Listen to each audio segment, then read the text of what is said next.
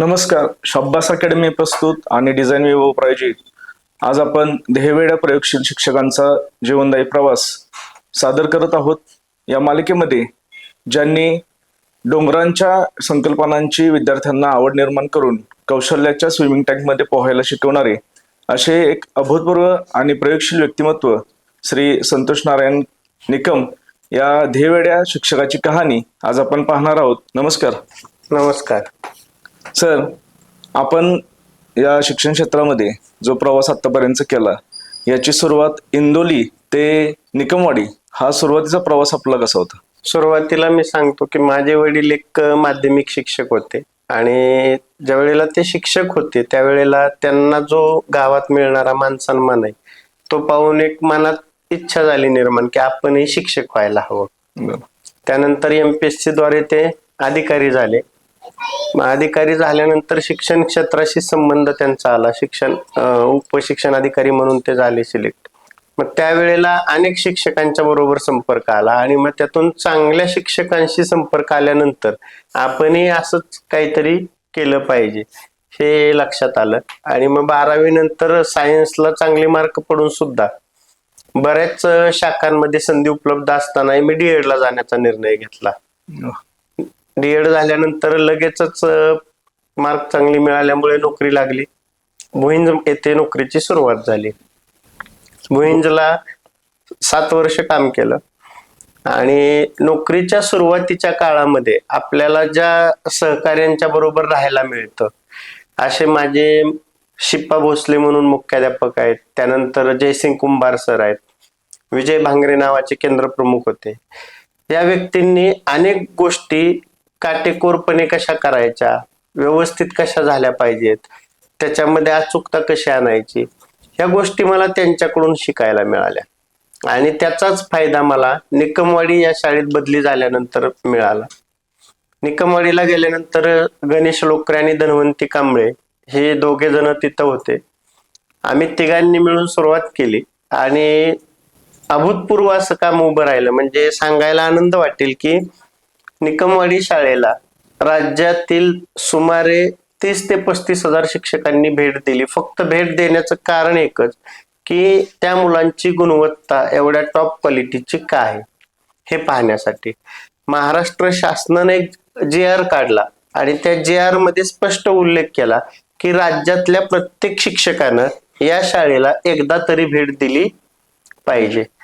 महाराष्ट्रातील सर्व शिक्षण अधिकारी, CO, त्यानंतर सगळे माध्यमांचे शिक्षक तिथे यायला लागले आणि ज्या वेळेला निकमवाडी या पद्धतीनं नावारूपाला आले त्यानंतर परत मागणी व्हायला लागली की आम्हालाही या पद्धतीनं मुलांना शिकवायचे.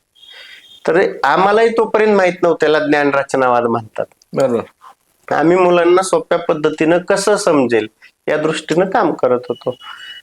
मग ज्या वेळेला हे काम चालू झालं मग राज्यातून मागणी यायला लागल्यानंतर पूर्ण त्यावेळेचे आमचे गट शिक्षण अधिकारी श्री हनुमंतराव जाधव साहेब यांनी प्रेरणा दिली आणि मग पूर्ण राज्यभर ह्या ज्ञान रचनावादाच्या कार्यशाळा घेण्यासाठी त्यांनी आम्हाला प्रवृत्त केलं.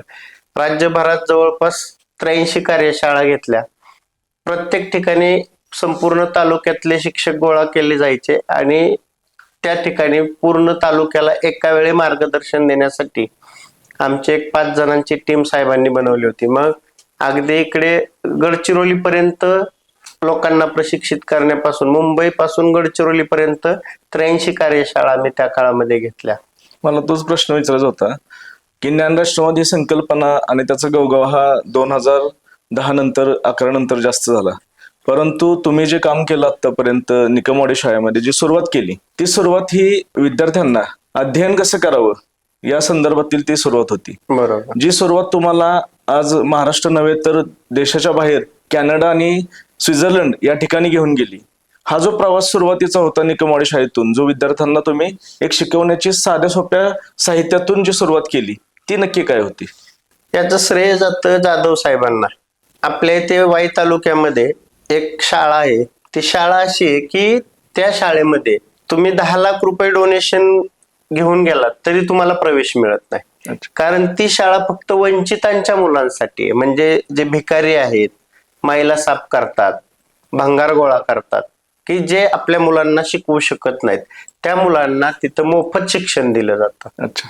आणि जाधव साहेबांनी काय केलं की जे चांगले शिक्षक काम करू शकतात असे एक 50 ते 60 शिक्षकांची एक टीम घेतली आणि त्या शाळेला भेट द्यायला आम्हाला नेलं. नेल्यानंतर तिथं तिसरीतील एक मुलगी होती. तर तिनं काय केलं, तिच्या वहीचं एक पान फाडलं आणि एक आपली 15 सेंटीमीटरची पट्टी दिली आणि तिनं सांगितलं की ह्या पट्टीचा वापर करा आणि ह्या पानाची मला जाडी मोजून दाखवा. अच्छा. आता 1 मिलीमीटर पेक्षा जर लहान असेल तर ते आपण मोजणार कशी. बरं. आणि मग हा प्रश्न आमच्या 50 शिक्षकांपैकी कोणालाही सोडवता आला नाही. हम्म.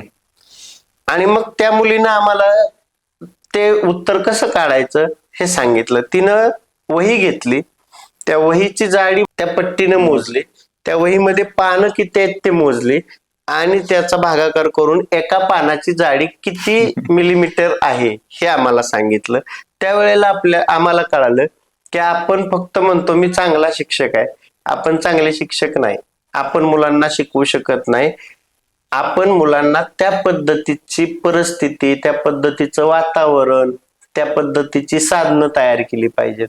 हा, मला तेच विचारायचं होतं तुम्हाला की शिक्षक म्हटलं की आपल्याला फक्त खडू आणि फळा आठवतो, बरोबर. किंवा आपण आता मोबाईल घेतो, हल्ली स्मार्ट टीव्ही घेतो आणि त्याच्या माध्यमातून विद्यार्थ्यांना शिकवतो आणि पालकांना वाटतं ते खूप चांगले शिक्षक आहेत. परंतु असं नसतं की विद्यार्थ्यांना स्वतः शिकण्याची आवड निर्माण झाली पाहिजे स्वतःहून, आणि त्याच्यामध्ये ती जी शिकण्याची प्रेरणा आहे ती तुम्ही त्या ठिणगीतून प्राप्त केली असं मला वाटतं. आणि ती ठिणगी निकमवाडी शाळेत पडली आणि त्याचा जवळजवळ सगळ्या महाराष्ट्रभर भडका उडला. आणि ही जी गोष्ट होती ती गोष्ट तिथून जी तुम्ही स्पार्क घेतला एक शिकण्याचा, विद्यार्थ्यांना शिकवण्याचा आणि विद्यार्थ्यांनी शिकण्याचा, त्याच्या संदर्भातील आपण राबवलेले विविध प्रयोग आणि साधनं यांचं एक सविस्तर आम्हाला मार्गदर्शन करा. बाजारामध्ये एखाद्या घटकाशी निगडीत भरपूर साधनं आपल्याला विकत मिळतात. बरोबर. परंतु त्याचा एक तोटा मोठा होतो की आपल्या मुलांना ती उपयोगी पडतील का नाही, आपल्या मुलांच्या बुद्ध्यांकानुसार ती साधनं उपयोगाची आहेत का नाही हे आपल्याला माहित नसतं. आपण फक्त ती दिसायला चांगली दिसतात म्हणून विकत घेतो, बरं, किंवा उपयोगी पडतील म्हणून घेतो. त्याच्या ऐवजी आम्ही स्वतः साधनं तयार केली. अच्छा. आपल्या मुलांना काय गरजेचं आहे हा, आणि मग त्यासाठी कोणत्या प्रकारचं साहित्य बनवलं तर मुलांना तो घटक चांगल्या प्रकारे समजेल. बरोबर. आणि मग स्वतः बनवायला सुरुवात केली. त्यातून 2 फायदे लक्षात आले. कमी खर्चामध्ये साधनं तयार व्हायला लागली. बरं. आणि दुसरी गोष्ट, बनवलेल्या साधनांचा पुरेपूर उपयोग व्हायला लागला. सगळ्यात महत्वाचं की मुलांना जे अपेक्षित आकलन होणं गरजेचं आहे बरं. त्याच्या कितीतरी पट जास्त आकलन व्हायला लागलं. म्हणजे एक साधं उदाहरण तुम्हाला सांगायचं तर, पहिलीच्या मुलांना अपेक्षित संख्या ज्ञान आहे 100 पर्यंत अंकज्ञान आलं पाहिजे, पण आमची पहिलीतली मुलं अब्जपर्यंतच्या संख्या वाचतात. ते आम्ही त्यांना मारत नाही, रागवत नाही, त्यांचं ती शिकतात. मग हे कसं काय? अच्छा.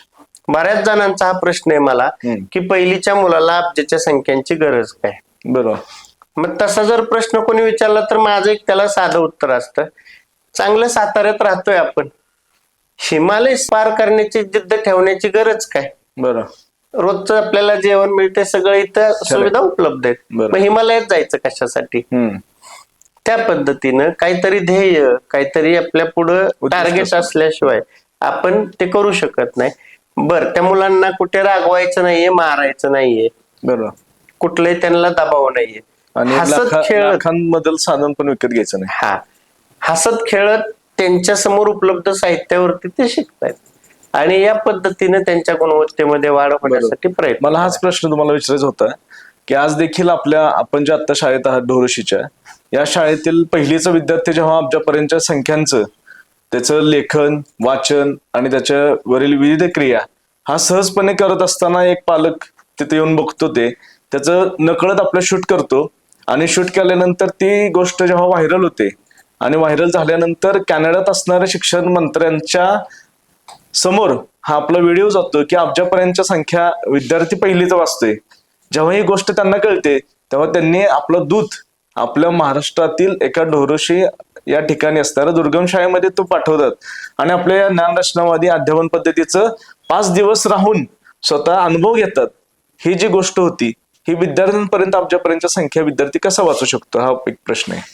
हा एक प्रयोग झाला. असे 22 प्रयोग केलेले आहेत बरोबर. आम्ही सर. मग याच्यामध्ये वेगवेगळे आहेत. म्हणजे गणितामध्ये संख्या ज्ञान आलं, गणितीय क्रिया आल्या, बेरीज, वजाबाकी, गुणाकार, भागाकार आलं. त्यानंतर मराठीमध्ये वाचनाच्या गोष्टी आल्या, वाचन लेखन आलं, इंग्रजी मधलं वाचन लेखन आलं. बरं. काय होतं आता एक आपणच मुलांना एका स्ट्रक्चर मध्ये बांधून ठेवतोय. अच्छा. आपण म्हणण्यापेक्षा सगळेच, शिक्षक असू द्यात, पालक असू द्यात, शासन असू द्यात. आता जर तुम्ही पहिलीचा अभ्यासक्रम पाहिला बरं. तर पहिलीच्या अभ्यासक्रमामध्ये पहिलीच्या वर्गातील मुलाला वर्ष संपेपर्यंत 100 पर्यंतच्या संख्यांचं संख्याज्ञान झालं पाहिजे. मी प्रत्येक शिक्षकाला एक प्रयोग करायला सांगतो सर. अच्छा. नवीन भेटतील ते विचारलं की त्यांना सांगतो, तुम्ही उद्या शाळेत जा आणि फक्त एक काम करा, फळ्यावरती 10 लिहा, 20 लिहा, 30 लिहा हा. आणि बाजूला बसा आणि बसलेल्या मुलांना फक्त सांगा याच्या पुढं काय येईल लिह. मुलं सुरुवात करतात 40, 50, 60, 70. ज्या वेळेला हा प्रयोग एका शिक्षकाला मी सांगितला आणि त्यानं पहिलीच्या वर्गामध्ये त्याच्या शाळेत गेल्यानंतर केला. मुंबईच्या कार्यशाळेतला किस्सा आहे. अच्छा. दुसऱ्या दिवशी 3 वाजता दुपारी त्यांचा फोन आला मला. अच्छा. सर अहो माझी पहिलीतील मुलं 9330 पर्यंत गेली. अच्छा. वाव. म्हणजे जिथं शासनाला अपेक्षित होतं मुलांना 100. फक्त 100 पर्यंत आलं पाहिजे, तिथं ती मुलं हसत खेळत जर इथपर्यंत जात असतील अच्छा. तर आपल्याला पुढे न्यायला काहीच अडचण नाहीये मुलांना. हा, पण हे कशी शासनानं आपल्याला एक मर्यादा म्हणजे किमान एक अपेक्षा असते की आपल्याला त्यांनी 100 पर्यंत आपल्याला संख्या यायला फ्रेमवर्क पाहिजे. दिलेलं आहे, परंतु त्याच्यात अडकून न राहता आपण शिक्षक म्हणून हा. त्या गोष्टींमध्ये अडकून न राहता आपल्याला पुढं जाता आकाश येईल. खुलं आहे आणि त्या आकाशामध्ये तुम्ही जी झेप घेतलेली हो. ती झेप निकमवाडीमध्ये जे आपण वेगवेगळे प्रयोग राबवले त्यातून महाराष्ट्रापर्यंत झाली. हा. त्यातील एक खेळ मला आठवतोय तो चौरसांचा खेळ, 100 चौरसांचा 100 खेळ. चौरसांचा. ही जी संकल्पना आहे ही सर्व शिक्षकांना आपल्या एक प्रयोगशील शिक्षक म्हणून आपण सांगावी. 100 चौरस कोरे, 100 चौरस म्हणजे आपल्याकडे पाटी मिळते बाजारात, बरोबर. त्याच्यामध्ये 100 कोरे चौकोन असतात. बरोबर. आमचे एक मित्र आहेत रामचंद्र टिके म्हणून. अच्छा. तर जाधव साहेबांनी काय केलं होतं, आमचे 15-16 जणांची टीम तयार केली हा. आणि मग त्या टीम मध्ये परत त्यांनी काय केलं की प्रत्येकानं महिन्यातून एकत्र यायचं आणि तू शाळेत काय नवीन प्रयोग केला त्याच्यावरती बोलायचं, समजून सांगायचं आणि त्याचा फायदा काय झाला. त्यातला तो एक खेळ टिके सरांनी तयार केलेला. अच्छा. हा. त्याच्यामध्ये कोरे 100 चौकोन आहेत. पहिल्या चौकोनामध्ये आपण 1 लिहिलं आणि शेवटच्या चौकोनात 100 लिहिलं. तर मुलांना आपण सांगतो की आता याच्यामध्ये 15 कुठे येईल. बरोबर. हा. पूर्ण चौकोन कोरे असतात. बरोबर. मुलाला स्वतः विचार करावा लागतो. मग तो त्यात शोधतो, 15 लिहितो. याच्यामध्ये 42 कुठे येईल, 79 कुठे येईल. या पद्धतीनं 1 ते 100 मध्ये आपण परफेक्शन करून घेतो. अच्छा. बरोबर. ते परफेक्शन झालं की 1 ऐवजी 101 आणि 100 ऐवजी 200 लिहिलं की आता 112 कुठे येईल, अच्छा. 148 कुठे येईल. हे झालं की परत जिथे 101 लिहिले आपण तिथेच आपण 1001 लिहिणार आहे. वा. या पद्धतीनं अगदी अब्जपर्यंत 100 कोऱ्या चौकोनांमध्ये मुलांना आपण सहजपणे खेळत खेळत शिकू शकतो. बरोबर. आणि याचा फायदा असा होतो की गणित हा मुळातच 90% विषय अमूर्त आहे. बरोबर. मग अमूर्त संकल्पना स्पष्ट करणं ही सगळ्यात शिक्षकाकडे कठीण जबाबदारी आहे. पण त्या मूर्तात कशा उतरवता येतील बरोबर. प्रत्यक्षात याच्यावरती आम्ही काम केलं. हा. मग याच्यामध्ये शैलेश मोरे, विजय दीक्षित, रामचंद्र टिके, ढगे मॅडम होत्या. असे 5-6 शिक्षकांनी आम्ही त्याच्यावर बसून चर्चा करून असे वेगवेगळे 22 प्रयोग तयार केले. बरोबर. त्यातीलच एक मला आठवतो तो प्रयोग असा आहे की आता दिवाळीची सुट्टी पडलेली आणि या सुट्टीमध्ये जी मोठी मुलं असतात त्यांना आपण घरातील व्यक्ती म्हणतात की हे पत्ते घे आणि खेळ. हा. की त्यांच्याकडे काही कारण नसतं की मुलांना काहीतरी गुंतवायचंय म्हणून. बरोबर. परंतु हाच खेळ आपण शिक्षणामध्ये एक प्रयोग रूपानं मांडला. हा पत्त्यांचा खेळ नक्की काय? हा, पत्त्यांचा खेळ आपण लहानपणापासून पाहतो. म्हणजे आपल्या घरातील शेजारी पाजारी लोक बऱ्यापैकी पत्ते खेळतात आणि मुलांना नकळत अनुकरण करण्याची सवय असते. कुठे पत्त्यांचा कॅट मिळाला की ते पत्ते खेळतात. फक्त आम्ही ते पत्ते वेगळ्या पद्धतीने तयार केले. शैलेश मोरे सर्व त्यांच्या डोक्यात ती संकल्पना आली आणि मग दोघांनी मिळून त्याच्यावर आम्ही काम केलं. एक पत्ता घ्यायचा आणि त्याच्यावरती 0 ते 9 मधला कोणताही एक अंक लिहायचा. बरोबर. पत्त्याच्या कॅटमध्ये 52 पत्ते असतात. त्या पद्धतीने 0 ते 9 0 ते 9 असा आम्ही तो पत्त्यांचा संच तयार केला. बरोबर. तयार केल्यानंतर समजा आता आपल्या दोघांना पत्ते खेळायचे, ते पत्ते पिसायचे आणि समजा आपल्याला 3 अंकी संख्या शिकायचे, तर मग त्यातले 3-3 पत्ते आपण वाटून घ्यायचे. बरोबर. ते 3-3 पत्ते ज्यावेळी वाटून घेतो त्यावेळेला मला आलेली 3 पानं जी आहेत ती 3 पानं त्यांच्या चढत्या क्रमाने मी लावणार आहे. बरोबर. अंक तुम्ही तुमचे लावणार आहेत अंक, आणि जी संख्या तयार होईल ती मी सांगणार आहे आणि तुम्ही. आता याच्यामध्ये काय होणार आहे, ज्याची मोठी संख्या आहे तो राजा, वा, ज्याची लहान संख्या आहे तो चोर. म्हणजे आपण पूर्वी चिठ्ठ्या टाकून खेळायचो, चोर पोलीस शिपाई, तोच खेळ आम्ही याच्यात बसवला. परत याच्यात लक्षात आलं की याच्यामध्ये आणखीन गोष्टी भरपूर करता येतील. मग जवळपास गणितातल्या 36 संकल्पना या पत्त्यांच्या खेळात उतरवल्या. मग याच्यामध्ये तयार झालेल्या संख्या आंतरराष्ट्रीय संख्या चिन्हातली, तयार झालेल्या संख्या देवनागरी संख्या चिन्हातली, तयार झालेल्या संख्या अक्षरेली, तयार झालेल्या संख्या स्थानिक किमतीली, तयार झालेल्या संख्या विस्तारित रूपातली, तयार झालेल्या संख्यांची बेरीज करा, तयार झालेल्या संख्यांची वजाबाकी, गुणाकार करा, भागाकार करा, तयार झालेल्या संख्यापैकी मूळ संख्या कोणत्या शोधा, संयुक्त संख्या कोणत्या शोधा. अशा 36 संकल्पना या पत्त्यांच्या खेळात बसल्या. त्यामुळं होतं काय, एक सगळ्यात मोठा तुम्हाला फायदा, ज्या वेळेला शासनाची अवांतर आपल्याकडे भरपूर ऑनलाईन कामं असतात आणि मग आपल्याला विद्यार्थ्यांना जेवढा वेळ द्यायचा आहे तेवढा देता येत नाही. अशा वेळेला असा एक खेळ जर मुलांच्या पुढे ठेवला तुम्ही, तर मुलं स्वतःही शिकत राहतात आणि आपल्याला आपली कामं सुद्धा व्यवस्थित वेळेमध्ये बाकीची पूर्ण करता येतात. बरोबर आहे. मला तेच सांगायचं होतं की दर्शक हो, हे संतोष निकम सर जे आता शाळेत आहेत, ढोरेश शाळेमध्ये, हे एकमेव शिक्षक एकटेच आहेत तिथं आणि एक शिक्षकी शाळा चालवतात. असं असताना देखील त्यांना अशी कोणतीही समस्या तिथं वाचली नाही की मला अवांतर इतर शाळांची कामं करायची आहेत आणि माझ्यासमोर विद्यार्थी आहेत त्यांना मी काय देऊ. एवढं न करता त्यांनी त्या शाळेमध्ये समाज आणि इतर सर्व पालकांचा सहभाग घेऊन 47 लाख रुपयांपर्यंतचा उठाव करून एकटा शिक्षक हा देहवेडा शिक्षक म्हणून काय काम करू शकतो याची आपल्याला प्रचिती येते. तर सर, मला पुन्हा प्रश्न आपल्याला एक विचारायचा होता की झाली गणिताची पार्श्वभूमी, आपण आता सर्व ठिकाणी इंग्रजीचा खूप ओढ आहे. विद्यार्थ्यांना आमच्या इंग्रजी यायला पाहिजे, इंग्रजी बोलता यायला पाहिजे, वाचता यायला पाहिजे, असं पालकांना नेहमी वाटतं आणि ते इंग्लिश मिडियमच्या शाळेमध्ये मुलं टाकतात. परंतु आपण इंग्रजीचे काही प्रयोग राबवले की ज्यामुळे आपल्या समोरील सर्व विद्यार्थी, पहिलीपासून ते अगदी 4थी पर्यंतचा विद्यार्थी हा अगदी सहज इंग्रजी वाचतो, लिहितो आणि इंग्रजीमध्ये भाषांतर करतो. तर ही आपल्याला कशी जादू मिळाली? इंग्रजीबद्दल बोलतो त्याआधी जो तुम्ही मुद्दा सांगितला त्याबद्दल एक थोडक्यात सांगतो की ढोरोशी शाळेमध्ये जवळपास 42 ते 45 लाख रुपयांचं 2 वर्षात काम झालं. याच्या मागे सगळ्यात मोठी प्रेरणा म्हणजे आमच्या गावचे सरपंच श्री महेंद्र मगर. अच्छा. म्हणजे एखादा ध्येयवेडा सरपंच आपण त्यांना म्हणू शकतो की त्यांनी लक्षात आलं त्यांच्या की आपल्या प्राथमिक शाळेचा गावातल्या जर दर्जा उत्तम असेल तर भविष्यात खूप मोठं काम होऊ शकतं. आणि त्यांनी ते मनावरती घेतलं आणि 2 वर्षामध्ये जवळपास 45 लाख रुपयांपेक्षा जास्त काम विविध शासकीय योजना, त्यानंतर ग्रामस्थ लोकसहभाग या माध्यमातून त्यांनी शाळेसाठी करून दिल्या उपलब्ध आम्हाला. आता राहिला विषय इंग्रजीचा. मुळात इंग्रजीची एक अनाठाई भीती आपल्या मनामध्ये. बरोबर. म्हणजे ते अगदी माझ्याकडे जर तुम्ही आला तर तुमच्या लक्षात येईल 2री, 3री, 4थीची मुलं सुद्धा सहजपणे इंग्रजीचं पुस्तक वाचण्याचा प्रयत्न करतात. बरोबर. एखादं स्पेलिंग चुकू शकतं पण ते घाबरत नाहीत, ते विचारतात सर हे काय, का तर त्यांच्या मनातील ती भीती गेलेली आहे की चुकलं तरी सर रागवत नाहीत, चुकलं म्हणत नाहीत. ते वाचण्यासाठी सोप्या मेथड ज्या तयार केलेल्या आहेत. इंग्रजी हे शिकवावं लागतच नाही मुलांना, मुलं स्वतः शिकतात. इंग्रजी नाही कोणताच विषय. त्याचं एक कारण आमचे दीक्षित सर छान देतात.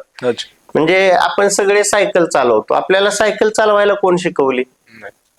स्वतः स्वतः आपण स्वतः शिकलो असं म्हणतो. पण ज्या वेळेला आपल्याला सायकल शिकायची होती, आताच्या मुलांना लहान सायकल आहेत. आपण ज्या वेळेला लहान होतो हो. त्यावेळेला मोठ्या सायकल होत्या ॲटलासच्या. खरं. ज्या वेळेला सायकल शिकायचो पहिल्यांदा हाफ पॅन्डेल, नंतर नळी खालनं हाफ पॅन्डेल, नंतर फुल पॅन्डेल, नंतर नळीवरनं पाय टाकायचो, नंतर शीटवरनं बरं चाल. त्यावेळेला आपल्या कॅरेजला मागे धरून कोणतर पळायचं. बरोबर आहे की. ज्या वेळेला आपण चांगली सायकल चालवायचो, माग कॅरेजला धरून जो पळणारा होता तो थोडस पळाला की दमायचा, तो सोडून द्यायचा. आपण मात्र आपल्या नादामध्ये पुढे सायकल चालवायचो. पण ज्या वेळेला आपण मागं वळून बघायचो त्यावेळेला आपलं कॅरेज सोडलेलं असायचं आणि आपण भरपूर पुढे आलेलो असायचो. त्यावेळेला आपल्या मनामध्ये एक आत्मविश्वास आलेला असायचा की हे मला जमतं. आणि मग मात्र तुम्ही कोणाचा आधार न मागता सायकल चालवायला शिकता. इथं आपल्याला तेवढंच काम करायचंय, मुलांना फक्त कॅरेज धरण्यापुरतं काम करायचंय. इंग्रजीच्या बाबतीतही तेच केलं. हे तुम्हाला येऊ शकतं, हे आपण असं करूया, ह्या पद्धतीने वाचूया. आणि याच्यामध्ये मला गट पद्धतीचा जास्त फायदा झाला. जो हुशार विद्यार्थी आहे त्याला एक गट तयार करून दिला आणि त्या पद्धतीनं त्यानं त्या मुलांचं वाचन घेणं, त्या मुलांना शब्दांचे अर्थ समजून सांगणं. यातून जो मुलगा हुशार आहे त्याचं परफेक्शन चांगलं होतच, पण इतर मुलांनाही तो बरोबर घेऊन जातो. सहकार्याची भावना वाढते आणि जसं म्हटलं जातं ना, समवयस्क मैत्री लवकर होते, तसं त्या वयोगटातील मुलांची मैत्री लवकर होते आणि ते चांगल्या प्रकारे एकमेकांना पुढे घेऊ शकतात. बरोबर. हे आपण इंग्रजी आणि गणिताची जी भीती होती ती विद्यार्थ्यांच्या मनातून काढली. परंतु एवढ्यावर आपण न थांबता इन्स्पायर्ड आवड सारख्या विज्ञान विषयामध्ये विद्यार्थ्यांना आपण भुईंज इथे असतानाच घेऊन गेला होता, की जी आपली सुरुवात होती. आणि त्याच वेळेला आपण राज्यावरती या विद्यार्थ्यांना विज्ञान प्रदर्शनाच्या माध्यमातून विद्यार्थ्यांना घेऊन गेला. ही जी विज्ञानाची एक प्रेरणा आहे विद्यार्थ्यांच्या मनामध्ये, जरी आपल्याकडे आता इयत्ता 4थीचे जरी वर्ग असले तरी सुद्धा मला सांगायला आपल्याला असं आवडतं आणि विचारावंसं वाटतं की विज्ञान म्हणजे फक्त प्रयोग बनवणे आणि एक उपकरण करणे असं नाही. तर आता आपण बोलल्याप्रमाणे मगाशी की आपण परसबागेमध्ये जे जीवामृत मुलांनी तयार केलं, हा सुद्धा विज्ञानाचा निसर्गाचा एक घटक आहे. तर म्हणजे फक्त विज्ञान म्हणजे एक साहित्य उपकरण तयार करून विद्यार्थ्यांना राज्य पातळीवर राष्ट्रीय पातळीवर नेणं हे आपलं ध्येय नाही. तर विद्यार्थ्यांना विज्ञान काय आहे हे छोट्या छोट्या गोष्टीतून आपण समजून सांगितलं. तर ती जी गोष्ट होती जीवामृताची ती काय नक्की होती ती आम्हाला सांगा. आपण आजकाल जे पाहतोय की सगळ्यांचं म्हणणं आहे सेंद्रिय शेती करा. बरोबर. पण ह्या मुलांना जर लहानपणापासूनच सेंद्रिय शेती म्हणजे काय हे जर समजलं तर त्याचा भविष्यात उपयोग होणार आहे. नक्की. ती मुलं स्वतः शेती करतील किंवा घरातल्या शेती करणाऱ्या लोकांना सांगतील हे नको हे वापरायचं. त्यासाठी हा प्रयोग आम्ही पहिल्यांदा शाळेत केला. आजकाल प्रत्येक शाळेमध्ये परसबाग बनवली जाते. बरोबर. परसबागेचा जर तुम्ही अभ्यास केला कोणत्याही शाळेत तर तुमच्या लक्षात येईल वांगी, टोमॅटो, मिरची किंवा त्याच्या जोडीला बटाटा, कोथिंबीर हे लावलं की परसबाग झाली. ही लोकांच्या आपल्या कन्सेप्ट. आम्हाला ती कन्सेप्ट तर होतीच, पण त्याच्याही पेक्षा इनोव्हेटिव्ह काय करता येईल. मग विचार केला, मग आम्ही एक सफरचंदाचं झाड की जे आपल्या भारतीय वातावरणात येईल असं एक सफरचंदाचं झाड आमच्या मित्रानं मला उपलब्ध करून दिलं थायलंड वरून. बरोबर. संत्र्याचं एक, ड्रॅगन फ्रूट, शेवगा, त्यानंतर आळू, कढीपत्ता, की जे रोज शालेय पोषण आहारामध्ये लागणाऱ्या गोष्टी आहेत. आणि जी फळं आमच्या ग्रामीण भागातले पालक शनिवारी बाजाराला जाताना मुलांना खाऊ काय आणायचा म्हणून 10 रुपयाचा खारीचा किंवा टोस्टचा पुडा घेऊन येतात, पण फळं आणत नाही. ती फळं मुलांना शाळेत खायला मिळावी. अच्छा. ही आमची कन्सेप्ट होती. बरोबर. आणि त्याचा फायदा असा झाला, आता 3-4 वर्ष चालू आहे झाडांचं. शाळेतच ड्रॅगन फ्रूट मिळत आहेत, शेवग्याच्या शेंगा आहेत, त्यानंतर संत्रे आहेत, कढीपत्ता शाळेतच आहे, पपई आमच्याकडे दर आठवड्यातून एक पपई मुलांना सगळ्या मुलांना आम्ही देतो. याच्यामुळं झालं काय की जे पौष्टिक खाणं आहे मग त्याचा फायदा काय आता मुलंच सांगतात. बरोबर. हे सर आपण त्यावेळी लावलं आता एवढं झालं, हे असं आहे, सेंद्रिय आहे, ह्याला आपण रासायनिक काय वापरलं नाही, गांडूळ खत टाकलं होतं, जीवामृत टाकलं, हे मुलांच्या आत्तापासूनच मनावरती बिंबवलं गेलं. बरं. आता बोलता बोलता एक विषय राहून जाईल आपला, की आता सर्व शाळांमध्ये आपले जे नाविन्यपूर्ण जे प्रयोग होते ते प्रयोग एक पेटी रूपानं सर्व शाळांमध्ये पोहोचली. आणि त्या पेटीचं नाव आहे की भास्कराचार्य गणिताची पेटी, साहित्य पेटी. या साहित्य पेटीमध्ये आपणच निकमवाडीमध्ये बनवलेल्या विविध साहित्यांचा समावेश करण्यात आलेला आहे. आणि प्रेक्षक हो, हे कुणालाही माहित नाही की या पेटीतील साहित्य नक्की कुणी तयार केलं, परंतु आपल्या समोर हे असं आदर्श व्यक्तिमत्व आहे की यांनी आपल्याला गणिताची पेटीच्या साध्या साध्या साहित्याच्या रूपाने आपल्याला गणित कसं शिकवता येईल. तर ही जी गणित पेटीची जी संकल्पना होती, ही संकल्पना नक्की काय होती आणि आपण त्यासाठी काय काम केलं? त्यावेळेचे माननीय शिक्षण सचिव नंदकुमार साहेब यांनी गणित या विषयामध्ये चांगलं काम करणारे 4 शिक्षक राज्यावरती बोलवले. बरं. त्यावेळेला जाधव साहेबांनी आम्हाला वाईतून चौघांना पाठवल्यानंतर मग जे साहित्य तयार केलेलं आहे ते कसं आम्ही तयार केलं आणि ते पूर्ण महाराष्ट्रातल्या प्रत्येक शाळेपर्यंत कसं पोहोचवता येईल यासाठी ते पेटी बनवली गेली. ती पेटी बनवल्या गेल्यानंतर बऱ्याच गोष्टीवर चर्चा झाली आणि चर्चा झाल्यानंतर तिथे एक मुद्दा मी साहेबांच्या पुढे मांडला आणि त्यांना तो आवडला की यापूर्वी सुद्धा बऱ्याच प्रकारचं शैक्षणिक साहित्य शाळांना दिलं गेलं, परंतु काही शैक्षणिक साहित्य कसं वापरावं हे बऱ्याच जणांच्या लक्षात येत नाही. बरं. तर त्या साहित्य पेटीमध्ये एक मार्गदर्शक पुस्तिका हवी. बरं. की एखादं साहित्य नेमकं कोणत्या प्रकारे आणि किती विषयांसाठी वापरता येईल बरं. हे त्या शिक्षकांच्याही सहज लक्षात यावं म्हणून त्या पेटीमध्ये आम्ही एक पुस्तिका तयार केली आणि त्याला मग नाव दिलं गेलं गणित भास्कराचार्य गणित पेटी मार्गदर्शक पुस्तिका. बरं. असं. तर ही जी पेटीची संकल्पना होती ती आपण आता सांगितली आणि त्यातील विविध प्रयोग आज शाळांमध्ये राबवले जातात. त्याचप्रमाणे आपण इंग्रजीसाठी सुद्धा आज काम करत आहात. आणि एवढंच नाही तर इयत्ता 1ली पासूनची आता सीबीएसई पॅटर्न प्रमाणे अभ्यासक्रम तयार केला गेला. यामध्ये आपण पडद्याआड जी भूमिका मांडली आणि ज्याचं संपूर्ण महाराष्ट्रात आज सर्व विद्यार्थ्यांना सीबीएसईच्या अभ्यासक्रमाप्रमाणे पाठ्यपुस्तक उपलब्ध झाली. यासाठी आपण अभ्यासक्रम निवडीमध्ये किंवा या विकसनामध्ये आपलं काय रोल होता आणि आपण काय काम केलं यामध्ये? ज्या वेळेला अभ्यासक्रम बदल केला जातो त्यावेळेला ऍक्टिव्ह असणाऱ्या शिक्षकांशी चर्चा केली जाते किंवा त्यांची मतं घेतली जातात. बरोबर. मग याच्या पूर्वीचा जो अभ्यासक्रम होता तर आम्हाला असं वाटत होतं की त्यात आणखीन वाढ झाली पाहिजे. बरं. लोक इंग्लिश माध्यमाच्या शाळांच्याकडे का वळतायत? कारण की त्यांना सीबीएसई पॅटर्न मध्ये एक व्याख्या ग्रामीण भागात किंवा आपल्या लोकांच्यात काय आहे की आपला महाराष्ट्र शासनाचा जो 1लीचा अभ्यासक्रम आहे बरं सीबीएसई पॅटर्न मध्ये तोच अभ्यासक्रम 2रीचा 1लीला असतो. बरोबर. मग आपली मुलं आणखीन एक स्टेप पुढे का ठेवायची नाहीत आपण? बरोबर. या पद्धतीने ती भूमिका मांडली गेली आणि ती स्वीकारली गेली. आपले आत्ताचे शिक्षण मंत्री श्री दादासाहेब भुसे साहेबांनी त्याला पॉझिटिव्ह रिस्पॉन्स दिला. बरोबर. बऱ्याच शिक्षकांनी आम्ही ज्या प्रतिक्रिया नोंदवल्या त्यानुसार त्यात तो बदल केला आणि नवनीत फाउंडेशन सारखं जी संस्था आहे की जी शिक्षकांसाठी विनामूल्य प्रशिक्षण आयोजित करते तर त्यांनी त्याच्यासाठी चांगल्या पद्धतीनं काम केलं आणि आम्हालाही त्यात त्यांनी इन्व्हॉल्व करून घेतलं. मग त्याचं प्रशिक्षणचं एक मॉड्यूल पण आपण त्यांना तयार करून दिलं आणि त्या पद्धतीनं ते राबवलंही जाते चांगल्या पद्धतीने. नक्कीच. यासाठी आपल्याला खूप खूप शुभेच्छा.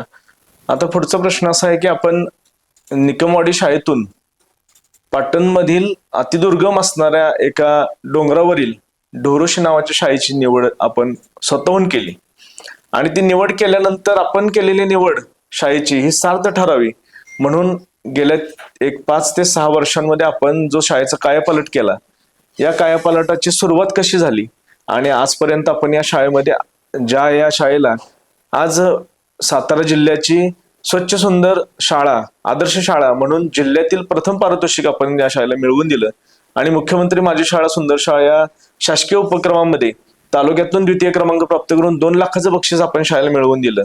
एवढंच नाही तर आपली शाळा ही आज कॅनडा आणि स्वित्झर्लंड मधील एक शिक्षण तज्ञ येऊन आपली शाळा भेट देऊन आपल्या अध्यापन पद्धतींचा अभ्यास करून तिकडे ते आपले प्रयोग राबवणार आहेत. तर ही जी सुरुवात होती ही कशी होती नक्की सुरुवात? ढोरोशीला हजर होताना खरं सांगायचं तर मला बऱ्याच जणांनी भीती घातली होती बरोबर. की ढोरोशी घेऊ नका. हा घेऊ नका म्हणजे त्याचं कारण असं की तिथे 2 इमारती मंजूर झालेल्या आहेत आणि तुम्हाला ते बांधकाम करावं लागेल. बरं आणि इमारत बांधकाम करणं हे शिक्षकाचं काम नाही. आम्ही शिक्षक लोक इंजिनियर नाही. बरं आणि त्यात बऱ्याच शिक्षकांना त्रास झालेला आहे, त्यामुळं कोणी ती घेत नव्हतं. बरं पण पूर्वीपासूनच एक चॅलेंज स्वीकारायची सवय असल्यामुळं नक्की ढोरोशी शाळा घ्यायचं फिक्स केलं. ऑनलाईन बदल्यामध्ये ज्युनियर शिक्षकांना शाळा दुर्गम मिळतात. बरोबर मग मी शाळा टाकताना अशी टाकली की जी कोण घेतच नाही.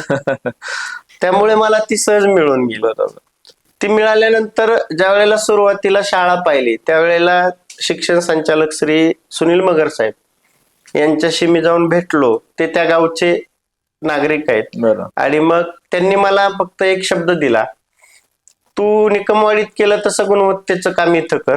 तुला भौतिक सुविधा निर्माण करून द्यायची जबाबदारी आमच्या ग्रामस्थांची. वा आणि मग मगर साहेब, त्यानंतर सरपंच आणि त्यांची पूर्ण टीम आणि सगळे पालक यांनी मिळून जी मदतीला सुरुवात केली बरं त्यातून एक गोष्ट बदलत गेली. आणि आज 5 वर्षामध्ये जवळपास 42 ते 45 लाखाचं काम, म्हणजे एखाद्या इंटरनॅशनल स्कूलमध्ये गेल्यानंतर जो फील तुम्हाला येतो तो आमच्या झेडपीच्या शाळेत आल्यानंतर तुम्हाला पाहायला डोंगरावरील डोंगराच्या कडेला शाळा आहे. बरं आणि अतिशय उत्तम दर्जाच्या सुविधा, बरं आधुनिक भौतिक सुविधा की ज्या आपण फक्त बघतो बाहेरच्या मोठ्या इंग्रजी माध्यमांच्या शाळांमध्येच पाहायला मिळतात. बरं त्याच्याही पुढचा दर्जा कसा राखता येईल इतका बारकाईने विचार करून ग्रामस्थांनी आम्हाला निर्माण करून दिलेले. बरोबर. आपण जे शाळेमध्ये सुरुवात केली ते आपल्या शाळेची एंट्रन्स पासून जी सुरुवात होती त्यामध्ये सुरुवातीलाच आपण 2 पेन्सिल आणि 2 विद्यार्थी आपले तिथे दिसतात. म्हणजे एक कटआउट तिथे लावलेलं आहे आणि तिथून जी विद्यार्थ्यांच्या प्रवासाची शिक्षणाची सुरुवात होती. ही सुरुवात करताना आपण जी रचना शाळेची केली त्या रचनेमध्ये विविध प्रयोग आपण राबवलेले आहेत की जेणेकरून आपल्या विद्यार्थ्यांना नुसतं ते दिसण्यासाठी इतरांनी आपला गवगवा करावा वावा म्हणावा असं न करता वेगवेगळ्या प्रयोगांची रचना आपण भिंतींवर मांडली. ही भिंतींवरची संकल्पना असेल किंवा आपण आता जे डिजिटल AI विद्यार्थ्यांना कृत्रिम बुद्धिमत्ता म्हणजे काय हे शिकवण्यासाठी एक आयोजित केलेली कार्यशाळा असेल, यामागे असणाऱ्या गोष्टी कोणत्या होत्या आणि आपण त्यासाठी काय काम केलं? ही संकल्पना आमचे सरपंच महेंद्र मगर यांनी मांडली की आपल्या आता मुलं स्वतः एखाद्या गणिताचं उत्तर आलं नाही तर ते चॅट जीपीटीचा वापर करतात. बरोबर. पण बऱ्याचशा शिक्षकांना चॅट जीपीटी म्हणजे काही माहित नाही. खरंय. जर शिक्षकच अनभिज्ञ असेल तर तो मुलांपर्यंत त्या गोष्टी कशा घेऊन जाईल. बरोबर. तर त्या अनुषंगानं शिक्षकांसाठी AI कार्यशाळा बरोबर ही आमच्या ढोरोशी केंद्रातल्या शिक्षकांसाठी आमचे सरपंच श्री महेंद्र मगर आणि केंद्र प्रमुख श्री प्रल्हाद पवार साहेब यांनी मांडली. आणि संपूर्ण केंद्रातल्या प्राथमिक आणि माध्यमिक शिक्षकांसाठी AI कार्यशाळा आम्ही आयोजित केली. त्यासाठी नामांकित तज्ञ त्यांनी उपलब्ध करून दिले आम्हाला. मग फक्त चॅट जीपीटीच नाही तर त्याच्यामध्ये सुनो ऍप आहे, पीपीटेक्स आहे, त्यानंतर बाकीचे जे AI टेक्नॉलॉजीवर काम करणारी जी नवीन आलेली ऍप्स आहेत तर ती प्रत्यक्ष वर्ग अध्यापनात वापरायची कशी, बरोबर, याचे डेमो त्यांनी आम्हाला आमच्याकडून प्रत्यक्ष करून घेतले. आणि आम्हाला त्याचा दुसऱ्या दिवशीच फायदा जाणवला. दुसऱ्या दिवशी सकाळी शाळेत गेल्या गेल्या एक माहिती अर्जंट द्यायची होती आणि मग आता करायचं काय. मग मुलं तर समोर आहेत, त्यांचा वेळ वाया घालवणं हे बुद्धीला पटत नाही. इंटरॅक्टिव्ह बोर्ड चालू केला, चॅट जीपीटी ओपन केलं, शिवरायांच्या जीवनावर आधारित 100 प्रश्न एवढं चॅट जीपीटीला टाकलं. प्रश्न तिथं आले, मुलांना सांगितलं प्रश्न वाचा, उत्तर तुमच्या वहीत लिहा, नक्की पुस्तकातून शोधून उत्तर लिहा. याचा फायदा असा झाला आम्हाला की ज्या वेळेला आपल्याकडं इतर काम आपल्या मागे असतात त्यावेळेला ह्या साधनांचा वापर आपल्याला करता येतो.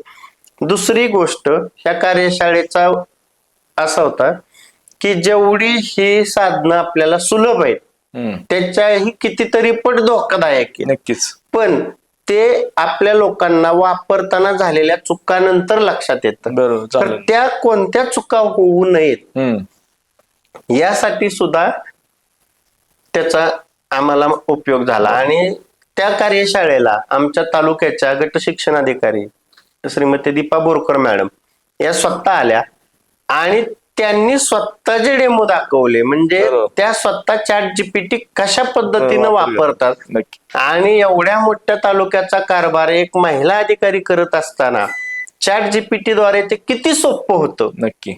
हे त्यांनी समजून सांगितल्यानंतर शिक्षकांच्या मध्ये सुद्धा एक आत्मविश्वास निर्माण झाला की हे आपण वापरू शकतो आणि चांगल्या पद्धतीनं करू शकतो. बरोबर. असं नक्कीच. यानंतर मला आपल्याला असा प्रश्न विचारायचा आहे की आपण जे या शाळेमध्ये केलेलं काम आहे यामध्ये आत्ताच आपण एक स्विमिंग टँकचं सुद्धा तिथं काम चालू आहे असं आपल्याला माहिती आहे. हे स्विमिंग टँकची संकल्पना आणि त्याचबरोबर आपला कॅनडा पर्यंतचा शाळेचा प्रवास हा एक आपल्या सर्वांना आपण सांगावा. शाळेमध्ये स्विमिंग टँक का असावा ह्याचं एक कारण आमचे जे सरपंच आहेत त्यांच्या कुटुंबात एक घटना घडली छोटीशी. आणि मग ती घडल्यानंतर त्यांच्या लक्षात आलं की प्रत्येक मुलाला पोहता आलं पाहिजे. नक्की. मग त्याच्यावर आमची चर्चा झाली, सर काय करता येईल. आता मुलांना नदीला घेऊन किंवा विहिरीवर पोहायला घेऊन जाणं धोकादायक राहतं. बरं. मग शाळेतच स्विमिंग टँक बांधला तर बरं. या पद्धतीनं सुरुवात झाली आणि मग ती संकल्पना त्या पद्धतीनं आमच्या डोक्यात आली. कॅनडापर्यंत कसं पोहोचलो तर कॅनडापर्यंत ज्या वेळेला हे वर्गातलं काम चालू असायचं त्यावेळेला आम्हाला शालेय गणवेश पुरवठादार जे आहेत तोडकर सर तारळ्याचे ते सहज शाळेत आले आणि त्यांनी ते काम बघितलं तर त्यांनी ते व्हिडिओ बनवले. बरोबर. आणि त्यांनी ते त्यांच्या स्टेटसला ठेवले, त्यांच्या बंधूंना पाठवले. त्यांचे एक बंधू कॅनडामध्ये आणि त्यांनी तिथे त्यांचे जे कलिग आहेत कॅनडातले त्यांना ते दाखवले त्यांच्या बंधूंनी. पण ते त्यांना माहित नव्हतं की ते जे कलिग होते त्यांच्यापैकीच एक ज्या होत्या त्यांच्या आई त्या कॅनडाच्या मुख्य शासकीय विद्यापीठाच्या डीन होत्या. आणि ज्या वेळेला त्यांनी ते पाहिलं त्यांना ते मराठीमधले व्हिडिओ ते लक्षात आले नाही. त्यांनी त्यांची चर्चा केली नेमकं काय. आणि मग त्यांनी सांगितलं पहिलीतली मुलं हे वाचतायत, पहिलीतली मुलं हे करतायत. आणि मग ते म्हणाले वयोगट काय तर 6 ते 7 शक्यच नाही म्हणाल्या त्या. मग त्यांनी संपर्क नंबर मिळवला आणि त्यांनी सांगितलं तोडकर सर जे होते आमचे गणवेश पुरवठादार की मला या शाळेला भेटच द्यायचे. नक्की. आणि मग ते आवर्जून शाळा पाहायला आले. कॅनडावरून ते आले. त्यांनी ते सगळे प्रयोग पाहिले. पाहिल्यानंतर त्यांचं जे वर्ल्ड फोरम आहे एज्युकेशन वर्ल्ड फोरम नावाची त्यांची संस्था आहे त्या संस्थेच्या वेबसाईटवर त्यांनी ते पब्लिश केलं. ते पब्लिश केल्यानंतर स्वित्झर्लंडच्या शिक्षण तज्ञांनी ते पाहिलं आणि त्या काळामध्ये स्वित्झर्लंडमध्ये एक मोठी समस्या निर्माण झाली होती की मुलं शाळेत यायला घाबरत होती. किंवा शिक्षण घेताना ज्या आनंदानं शिक्षण घेतलं पाहिजे ते मिळत नव्हतं. त्यांनी जे व्हिडिओ पाहिले त्यात आपल्या शाळेतली मुलं अगदी आनंदात काम करतात शिकतायत. आणि मग ते पाहण्यासाठी सुरुवातीला त्या आल्या स्वित्झर्लंडच्या शिक्षण तज्ञ. त्या आल्या 1 दिवसासाठी आल्या. आल्यानंतर ते पाहिलं आणि त्यांनी सांगितलं सर माझा विजाची मुदत संपलेली आहे तर मी पुन्हा येते. तर आम्हाला वाटलं हे काय आता परत यायचं नाही. पण ज्या वेळेला त्या पुन्हा 6 महिन्यानं आल्या त्या 4 दिवसासाठी आल्या. आणि मग 4 दिवस रोज शाळेत येऊन प्रत्येक गोष्ट मग गणित कसं शिकवलं जातं, इंग्रजी कसं शिकवलं जातंय आणि मुलं एवढी हसत खेळत का शिकतायत नक्की याचं पूर्ण त्यांनी शूटिंग केलं. आणि ते त्यांच्या तिथे इम्प्लिमेंट करण्यासाठी ते आजही व्हॉट्सअपवरती माझ्या संपर्कात असतात की कशा पद्धतीनं काय करता येईल ही चर्चा कायम चालू असते आमच्यामध्ये. मित्रांनो, दर्जेदार आणि प्रयोगशील ध्येयवेडे शिक्षक जे काम करतात आपल्या महाराष्ट्रातील एका ढोरोशी सारख्या अतिदुर्गम असणाऱ्या शाळेतील शिक्षकांनी केलेल्या प्रयोगांची अंमलबजावणी स्वित्झर्लंड सारखा प्रगतशील आणि विकसित असणारा देश हा आपल्यातील संकल्पना घेऊन तिथं जे प्रयोग राबवणार आहे हे आपल्यासाठी खूप महत्वाची आणि एक मोठ्या अभिमानाची गोष्ट आहे. तर पुन्हा संतोष सर मला तुम्हाला प्रश्न विचारायचा आहे की हे आपण वेगवेगळे प्रयोग राबवले आपल्या ढोरोशी या शाळेमध्ये ह्या सर्व प्रयोगांची आणि निकमवाडी आणि भोईंज पासून केलेल्या कामांची सुरुवात आता तर आपलं एक 17 वर्ष योगदान या शिक्षण क्षेत्रामध्ये राहिलेलं आहे. परंतु नेहमी असं सतत जाणवतं की आपण कुठलीही सरकारी गोष्ट ही निगेटिव्हली न पाहता, नकारात्मक न पाहता, तिला सकारात्मकतेने पाहून आपल्या शाळेमध्ये आपल्या विद्यार्थ्यांना कसं एक चांगल्या प्रकारे प्लॅटफॉर्म तयार करून त्यांना शिकण्याची संधी उपलब्ध करून देतो. ही जी प्रेरणा आपली होती, ही प्रेरणा नक्की कोण आहे? ह्या प्रेरणेमागे मी तुम्हाला जे म्हटलं ते माझे अगदी सुरुवातीपासूनचे सहकारी जे आहेत, बरोबर. मला लाभलेले मुख्याध्यापक शिपा भोसले, जयसिंग कुंभार, विजय भांगरे केंद्र प्रमुख, त्यानंतर HV जाधव साहेब आहेत, त्यानंतर इकडे पाटणला आल्यापासून आमचे बोरकर मॅडम आहेत. या सगळ्यांनी ज्या काही प्रेरणा देत गेले. आणि दुसरी एक मला सगळ्यात महत्वाची गोष्ट सांगायला आवडेल की बऱ्याचदा आपले शिक्षक अधिकारी शाळेवरती येणार असतील तर घाबरतात. मी उलट करतो. बरं. मी अधिकाऱ्यांना विनंती करतो की साहेब तुम्ही माझ्या शाळेवर चला. त्याचं कारण असं आहे, अधिकारी शाळेवरती आल्यानंतर आपण जे काम केलेलं आहे ते काम पाहून याच्यामध्ये आणखीन काही इम्प्रुव्हमेंट करता येईल यासाठी मार्गदर्शन करतात. बरोबर. आणि त्यातून आणखीन आपला विकास होतो. मी जास्तीत जास्त अधिकाऱ्यांना शाळेत बोलवत असतो आणि त्याचा फायदा मला असा झाला की मला जास्तीत जास्त इम्प्रुव्हमेंट करण्याची संधी मिळाली. बोरकर मॅडमनी ज्या वेळेला मला सांगितलं की असे टॅग संकल्पना आहे, एका मिनिटामध्ये मी सांगितलं हो. बरोबर. किंवा पश्चिम बंगालचे शिक्षण तज्ञ ज्या वेळेला दुर्गम भागातील शाळांची भेट करायला येणार होते आणि मॅडमचा फोन आला, आता कोणती शाळा दाखवावी हा प्रश्न आहे, आणि ज्यांना विचारेल ते शिक्षक म्हणतायत तयारी नाही. त्यांना म्हटलं बिनधास्त आपल्या शाळेत घेऊन या. म्हणजे त्यातून मला आणखीन शिकायला मिळालं. बरोबर की अगदी छोट्या छोट्या गोष्टी ह्या मोठ्या माणसांपासून ज्या शिकत गेलो, नक्की त्याच्यामध्ये HV जाधव साहेब, दीपा बोरकर मॅडम हे माझे अगदी प्रेरणास्त्रोत आहेत. नक्कीच. असं तर आपल्याला खूप खूप अभिनंदन आणि आपल्याला धन्यवाद. त्याचप्रमाणे आपण जे प्रयोग राबवले हे एक भाग झालाय, परंतु आज आपलं महाराष्ट्र शासन हे नाविन्यपूर्ण प्रयोग आपल्या शाळांमध्ये राबवत असतं आणि त्यासाठी जर थिंक टँक म्हणून आपण जे काम करता, या थिंक टँक मध्ये आत्ताचा एक नवीन निर्णय आलेला आहे की इयत्ता 4थी आणि इयत्ता 7वी साठी शिष्यवृत्ती योजना. ही योजना नक्की काय आहे आणि यासाठी आपण काय नक्की बदल सुचवले होते आणि याची एक संकल्पना काय आहे? याच्यामध्ये काय झालं होतं, जे 5वी आणि 8वीला शिष्यवृत्तीची परीक्षा आली त्याचा मुलांच्या मानसिकतेवर खूप विपरीत परिणाम व्हायला लागला. कारण 5वीलाच शिष्यवृत्ती आणि नवोदय दोन्ही स्पर्धा परीक्षा एका वेळेला आल्या. 8वीलाही तेच झालं, नवोदय आणि शिष्यवृत्ती. त्याच्याही पेक्षा मोठा तोटा असा झाला की आपल्याकडे बऱ्याचशा शाळा ह्या 1ली ते 4थी पर्यंत आहेत महाराष्ट्रामध्ये, आणि मग 4थी पर्यंतच्या शाळांना कोणत्याच प्रकारची स्पर्धा परीक्षा राहिली नाही. बरोबर. आणि त्यामुळं ती शिष्यवृत्तीची 5वीची परीक्षा जर 4थीला घेतली तर 1ली ते 4थी पर्यंतच्या शाळांना सुद्धा काम दाखवण्याची संधी मिळेल. बरोबर. आणि 5वीच्या मुलांना एकाच वर्षी ज्या 2 परीक्षा द्यायचे तो ताण सुद्धा हलका होईल. याच्यासाठी पाठपुरावा केला आणि त्याला यश आलं. या वर्षीपासून 4थी आणि 7वीला पुन्हा स्कॉलरशिप चालू होते, 5वीची आणि 8वीची पुढच्या वर्षीपासून बंद होते. बरोबर. हे काम आपलं असंच नक्की चालू राहील. त्याचप्रमाणे एक आपल्याला जातात असा शेवटचा प्रश्न असा विचारायचा आहे की आपण हे सर्व काम करत असताना जेव्हा एखादी व्यक्ती पुढे जाते त्यावेळेला आपल्याला मागे खेचणारे, आपल्याला नाव ठेवणारे अनेक लोक भेटत असतात, परंतु आपण त्यांच्याकडे लक्ष न देता आपण सातत्यपूर्ण एक चांगली कामगिरी करत आलेला आहात. यासाठी आपल्यावरती नेहमी आरोप होतो की आपले वडील हे उपसंचालक असल्यामुळे आपल्यावरती तो एक मोठा प्रेशर राहतो, परंतु तो प्रेशर आपण न घेता एक शाळा चांगली सुधारावी एवढंच नाही तर विद्यार्थ्यांना तुम्ही हवेसे वाटतं की तुम्ही आला नाही तर तुम्हाला विद्यार्थी फोन करतात. असं एकमेव शिक्षक असेल की त्यांना विद्यार्थी स्वतःहून फोन करतात की सर तुम्ही येणार आहे का, आज कुठे जाणार तर नाही ना. आणि तुमची जर लगबग शाळेत सुरू असेल मध्येच सुट्टीमध्ये की कुठेतरी जाणार आहात त्यावेळेला मुलांची चुळबुळ चालू होती. तर असं हवं वाटणारं व्यक्तिमत्व ते आपल्या घरातील आपली जी आता मुलगी 4थीला शिकते ती आपल्या शाळेत आपण ठेवावी असं आपल्याला काय वाटलं? आपण आता माझी दोन्ही कन्या माझ्या शाळेमध्ये शिकतात. बरोबर. काय होतं, ज्या वेळेला आपण इतरांना दिशा देण्याचं काम करतो आणि जर आपलीच मुलं जर खाजगी माध्यमाच्या शाळेमध्ये किंवा इंग्रजी माध्यमाच्या शाळेमध्ये आपण घातले तर आपण लोकांना जे दाखवतो हे फक्त दिखाऊपणा, हे लोकांच्या सहज लक्षात येणार आहे.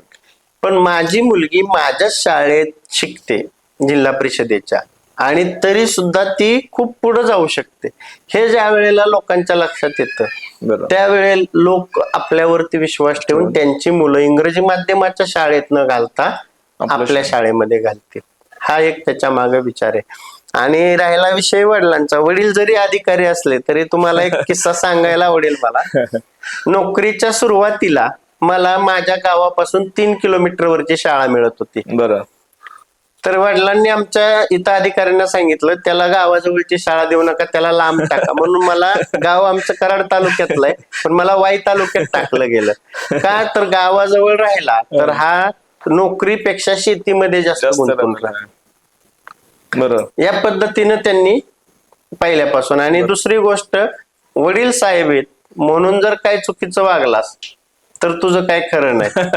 त्यामुळं त्या शिस्तीमध्ये वाढलेलो असल्यामुळं ते वडिलांचा अधिकारी जरी असले तरी त्याचा कुठेही आपल्याला गैरफायदा आपण घेतलेला नाहीये. आणि मला एक असा प्रश्न विचारायचा की आपल्याला, आपण जसं मुलांची शेती फुलवली तशीच आपल्या गावातील मातीशी सुद्धा आपली नाळ जोडलेली आहे. या मातीच्या नाळेमध्ये आपण विविध प्रयोग राबवलेत. जसं आपण शाळेमध्ये काम केलं एवढं आपल्यावर करून न थांबता आपल्या घरातील शेती सुद्धा आपण एक उत्कृष्ट पद्धतीनं केली पाहिजे. यासाठी आपण जे ड्रॅगन शेतीचा जो प्रयोग राबवला तो नक्की काय होता, आणि एक सामान्य मध्यमवर्गीय कुटुंबातील आपण एक व्यक्ती असल्यानंतर नोकरी आणि शेती ह्या दोन्ही गोष्टी आपण कशा साध्य केल्या? पूर्वी मला असं वाटायचं की सुट्टीच्या दिवशी सुद्धा शाळेत जावं, हे काम करावं, ते काम करावं. बरं. परंतु एका चांगल्या अधिकाऱ्यांनी मला असं सांगितलं की शासनानं एवढ्या सुट्ट्या का दिलेल्या आहेत. बरं. त्याला कारण आहे. बरं. जी मुलं सुट्टीच्या दिवशी आपल्या कुटुंबाबरोबर समरस झाली पाहिजेत, आपले आजी आजोबा चुलते काका मामा यांच्या बरोबर त्यांचा संवाद व्हायला हवा, त्यांचा सामाजिक विकास व्हायला हवा, आपले सण त्यांना कळायला हवेत, म्हणून या सुट्ट्या शासनानं दिलेल्या आहेत. बरं. आणि तुम्ही सुट्टीच्या दिवशी शाळेत जाता आणि मग मुलांचा तो हक्क तुम्ही हिरावून घेता. मग सुट्टीच्या दिवशी आपण काय करायचं? मग मुळातच शेतीची आवड होती. बरं. मग त्याच्यामध्ये वेगवेगळे प्रयोग करण्याची संधी होती. मग सुट्टीच्या दिवसाचा वेळ इकडे तिकडे घालवण्यापेक्षा मधुमक्षिका पालनाचा प्रयोग केलेला आहे. स्वतः गांडूळ खताची निर्मिती करतो. 1 एकर ड्रॅगन फ्रूटची बाग केली, पूर्णपणे सेंद्रिय पद्धतीने केलेली आहे आणि अतिशय उत्तम प्रकारे मला त्याचे रिझल्ट मिळाले. त्याचा फायदा असा झाला की परिसरातील शेतकरी ज्या वेळेला येतात ते पाहतात त्यावेळेला आपल्याला त्यांना वेगळं सांगायची गरज लागत नाही की तुम्ही सेंद्रिय शेती का केली पाहिजे. बरं. कारण जो रिझल्ट ते डोळ्यांनी पाहतायत त्याच्यावरून ते स्वतः त्याला अनुकरण करायला सुरुवात करतात. बरं. आणि एक शेवटचा प्रश्न आता विचारतो आपल्याला की आता जे नवीन शिक्षक येणार आहेत आपल्या व्यवस्थेमध्ये, किंवा आत्ताचे जे शिक्षक आहेत की ज्यांना आपल्याला काहीतरी प्रेरणा द्यायची, की जे आपण शब्बास अकॅडमी मार्फत आपण हा प्रयोग सुरू केलेला आहे की आपल्या नवीन येणाऱ्या शिक्षकांसाठी किंवा आत्ता जे शिक्षक आहेत त्यांना आपल्याला अपग्रेड कसं करता येईल आणि त्यांचा जो जुना दृष्टिकोन आहे तो बदलून नव्याने त्यांच्यामध्ये एक स्पार्क निर्माण केला पाहिजे, यासाठी आपण त्यांना काय प्रेरणा द्याल? आता नवीन जे शिक्षक आलेले आहेत हे सगळे टीईटी थ्रू आलेले आहेत, सगळे हुशार आहेत. बरोबर. फक्त त्यांना गरज आहे अनुभव मिळण्याची. म्हणजे माझ्याच सहकारी एक शेजारच्या शाळेतील शिक्षक आहेत देवीदास चौरे सर, टीईटीतून आलेले. ज्या वेळेला ते आता माझ्या बरोबर काम करतात त्यावेळेला ते म्हणतात सर भरपूर शिकायला मिळते. माझं एक प्रामाणिक मत आहे जे नवीन शिक्षक भरती होतील त्यांना मुद्दाम मोठी शाळा दिली जावी. जास्तीत जास्त अनुभव मोठ्या शाळेमध्ये मिळतात. जर त्यांना 5 पटाच्या आतल्या शाळेत टाकलं तर अनुभव कमी मिळतात. नोकरीच्या सुरुवातीला ज्या चांगल्या सवयी चांगल्या माहित्या व्हायला हवेत त्या त्यांना तिथे छोट्या शाळेमध्ये होत नाहीत. तर या शिक्षकांसाठी माझी शासनाला विनंती राहील की नवीन भरती झालेले शिक्षक हे मुद्दाम मोठ्या पटसंख्येच्या शाळेमध्ये नेमणूक दिली जावी त्यांना, जेणेकरून त्यांना जास्तीत जास्त गोष्टी नोकरीच्या सुरुवातीलाच शिकायला मिळतील. आणि मला असं विचारायचं आहे की आता आपण महाराष्ट्र शासनाला असं काय सुचवू शकतो की आपण कोणत्या अशा पद्धती आणि प्रयोग राबवले पाहिजेत किंवा अशा कोणत्या गोष्टी आता केल्या पाहिजेत की जेणेकरून आपली शिक्षण व्यवस्था ही एक चांगल्या दर्जाची होईल असं आपल्याला वाटतं? शिक्षकांना कोणत्या पद्धतीनं शिकवायचं याची मोकळीक शासनानं द्यावी. बरोबर. आणि रिझल्ट ओरिएंटेड काम, त्याचं मूल्यमापन जे आहे ते व्यवस्थित व्हावं. व्यवस्थित याचा अर्थ काय? याचा अर्थ म्हणजे अगदी स्पष्ट बोलायचं म्हटलं तर आपल्याकडे जे गोपनीय अहवाल लिहिले जातात, अच्छा, हा. खाजगी कंपन्यामध्ये गोपनीय अहवाल लिहिण्याची पद्धत ते आपल्याकडे अवलंबली जावी. म्हणजे संबंधित कर्मचारी समोर बसवला जातो अधिकाऱ्यांच्या, आणि अधिकारी त्याला प्रश्न विचारतात की तुम्हाला कोणता शेरा द्यायचा, ए, बी, सी, डी का ई. बरोबर. आणि त्या कर्मचाऱ्याने उत्तर द्यायचं असतं मला ए शेरा द्या. जर ए द्या तर का द्या, बरोबर. त्याचं का त्यांनी कारण द्यायचं. तो अधिकारी तिथं ते ऐकून घेतो आणि तो सांगतोय तुम्ही सांगताय ते मला पटतंय, पण मला ते वाटते मी तुम्हाला बी शेरा, आणि तिथे समोर शेरा देतात. बरोबर. इतकी ट्रान्सपरन्सी आपले गोपनीय अहवाल लिहिताना सुद्धा आली पाहिजे. अच्छा, ठीक आहे. आपले गोपनीय अहवाल लिहिताना हे आपल्या परस्पर लिहिले जातात, ते तसे न होता समोरासमोर इंटरव्ह्यू घेऊन लिहिले जावे. हा एक मुद्दा झाला की आपल्याला मूल्यमापनाची पद्धती बदलली पाहिजे शिक्षकांची सुद्धा. हा मुद्दा एक नॅशनल करिक्युलम किंवा नॅशनल फ्रेमवर्क जे आपल्याला आहे NEP, यामध्ये तो सगळे मुद्दे आपल्याला मांडलेले आहेत. त्याचं इम्प्लिमेंटेशन होणारच, की जे आता विद्यार्थ्यांपासून सुरुवात झालेली ती शिक्षकांपर्यंत नक्कीच येईल. परंतु आपण आतापर्यंत ज्या शासकीय विविध योजना होत्या, विविध शासकीय परिपत्रक होती, याला छेद देत म्हणजे त्यांना अपोज न करता आपण पॉझिटिव्हली त्या गोष्टी आपल्या शाळांमध्ये राबवल्या. परंतु हे करताना आपल्याला असं कोणत्या गोष्टी वाटतात की शासनानं अजून चांगल्या पद्धतीने राबवल्या पाहिजेत, किंवा काहीतरी विद्यार्थ्यांसाठी एक चांगली योजना विद्यार्थ्यांसाठी असली पाहिजे. सगळ्यात महत्वाचं काय होतंय, ग्रामीण भागामध्ये भौतिक सुविधांच्या बाबतीमध्ये खूप मोठी मारामार आहे.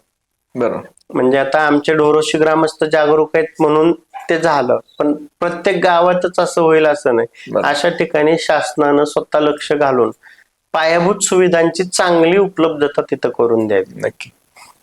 दुसरी गोष्ट, शिक्षकांना मोकळं वातावरण मिळावं. दबावात्मक वातावरणात काम करण्यापेक्षा मोकळ्या वातावरणात काम करण्याची संधी मिळावी. म्हणजे याचं एक साधं उदाहरण पहा, खाजगी कंपन्या त्यांच्या कर्मचाऱ्यांना कामाच्या ठिकाणी नेण्यासाठी आणि सोडण्यासाठी बसेसची व्यवस्था करतात. का करतात? बरोबर. तर त्या कर्मचाऱ्याचा त्या ठिकाणापर्यंत येण्याचा आणि जाण्याचा प्रवास सुखकर झाला तर त्याची मानसिकता चांगली राहील आणि तो चांगल्या प्रकारे काम करेल. हीच संधी आपण आपल्या कर्मचाऱ्यांना, म्हणजे त्यांना सेवा पुरवा असं म्हणत नाही मी पोहोचवण्याची, पण त्यांची मानसिकता चांगली ठेवून कशा पद्धतीनं काम करून घेता येईल याच्यावरती काम होणं जास्त गरजेचं आहे. मला असा प्रश्न आपल्याला विचारायचा आहे की जर आपल्याला अशी कुठलीही दबाव नव्हता किंवा दबाव असता तर आपण हे काम करू शकलो नसतो. तुम्ही स्वतःच्या मनाने हे काम उभं केलेलं आहे. हे काम करताना आपण वेगवेगळे प्रयोग राबवले, सगळ्या गोष्टी केल्या, आणि नवीन येणाऱ्या शिक्षकांना सुद्धा आपण मार्गदर्शन केलं. तर जाता असा प्रश्न आहे की विद्यार्थी म्हणून डोळ्यासमोर ठेवून आत्ताच्या शिक्षण व्यवस्थेनं काय केलं पाहिजे? आत्ताच्या शिक्षण व्यवस्थेनं विद्यार्थी केंद्रित आपण शिक्षण व्यवस्था जी म्हणतोय त्याच्यामध्ये विद्यार्थ्यांना ज्या अपेक्षित अध्ययन क्षमता प्राप्त झाल्या पाहिजेत हे शासनाचं मत आहे. तर त्या अनुषंगानं जास्तीत जास्त खेळत खेळत, हसत खेळत कशा पद्धतीनं ते मुलांच्याकडे क्षमता प्राप्त होतील याच्यावर जास्त काम होणं गरजेचं आहे. यासाठी नक्की काय केलं पाहिजे? जे आपल्याला आता साहित्य आलेलं आहे त्याचा जर व्यवस्थित वापर केला तर ते अगदी सहज होते. बरोबर. पण तो वापर त्या पद्धतीनं केला जात नाहीये हे लक्षात येते. बरोबर. म्हणजे चाळणीतून पाणी निघून जाते. हो. आणि त्यामुळे सगळ्या गोष्टी घडतात शिक्षण शास्त्रामध्ये, क्षेत्रामध्ये. तर आपल्याला पुढील आयुष्यासाठी आणि सर्व प्रयोगांसाठी आपल्याला खूप खूप शुभेच्छा. धन्यवाद.